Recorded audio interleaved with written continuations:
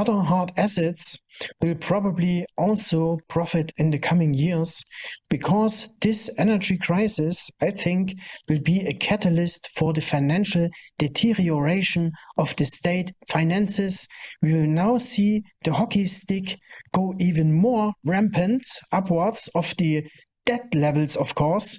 And Tavi Costa has a nice graphic published on X that shows that we have so much room left. Incredible. Real assets versus financial assets. Can you believe this, Egon?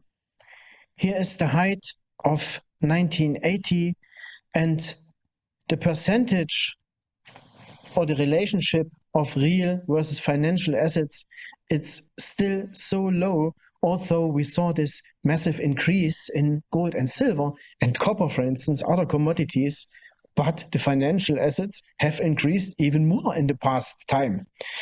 This is a sick movement. It has to correct, and there is so much room. We are still at the bottom, literally.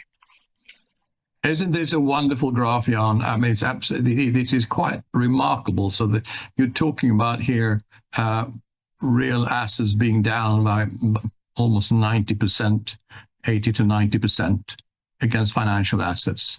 And this graph is now turning up, and you will see the biggest wealth transfer in history as this graph goes up to the one level and above it, in my view, far above it. People who hold these financial assets, which are paper assets, of course, will lose everything if they don't swap their financial assets, their paper assets, to real assets. And the graph, for example, you take the S&P 500 against gold, it's in this similar position. Gold is at the very bottom. It's in a similar chart, of course. Gold is at the very bottom and has just turned up against the S&P now. A long-term chart, just like this one. And that means the same. Stock markets are going to crash in real terms against real assets.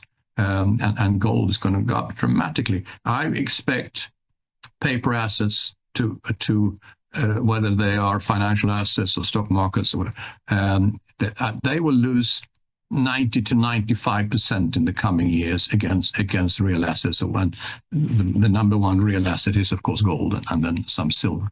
So, and that's the people who don't realize that, and people, and I beg people, do something about it today. Don't hang on to the stock market. Stock market might go up a little more because it always finishes obviously on a high before it turns. So it might go up a little more. Don't worry about it, because you might have another 5 to 10% up or nothing. But the risk on the downside is 95% fall against gold and silver.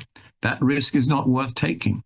It's today you should switch. And you should switch to physical. I mean, that is real wealth preservation. And that people who don't do it are going to be very, very sorry in coming years, because all the paper assets that they have, and all the paper wealth that they think they have, measured in paper money that's going down by the day, all of that will just disappear like just a puff of smoke.